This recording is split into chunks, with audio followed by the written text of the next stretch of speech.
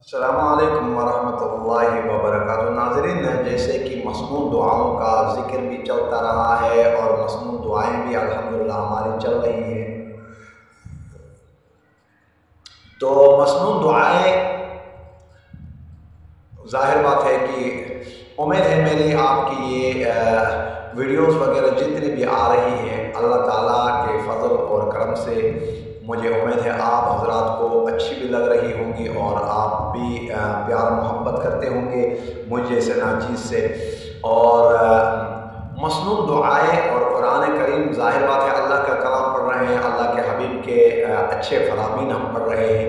तो रसूलुल्लाह सल्लल्लाहु अलैहि वसल्लम का फरमान भी है, खैरुकुम मन तअल्लमल कुरान व अल्लम। तुम में से बेहतरीन इंसान वो है जो कुरान पढ़े और दूसरों को पढ़ाए। तो उम्मीद है कि अल्लाह ताला को मैं भी महबूब और आप भी महबूब लग रहे होंगे और अल्लाह ताला अपने महबूब बंदों में से हमें बना दे। तो मसनून दुआएं जैसे कि हमारी चल रही हैं, आज की मसनून दुआ इल्म के इजाफे की दुआ।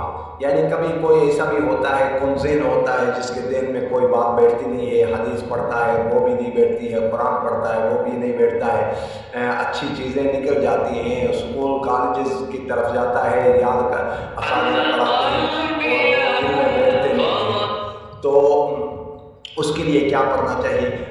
तो उसके लिए ये है, ये दुआ पढ़नी चाहिए। रब्बी है, रब्बा नहीं है, रब्बी ज़िदनी इल्मा। रब्बा और रब्बी में फ़र्क है। रब्बी ए हमारे परवरदिगार, रब्बी ज़िदनी इल्मा, हमारे परवरदिगार मेरे इल्म में इजाफ़ा अता फरमा। ए मेरे रब अज़्ज़ व जल मुझे इल्म ज़्यादा दे दे, इल्म ज़्यादा। ए मेरे परवरदिगार मेरे इल्म में इजाफ़ा अता फरमा।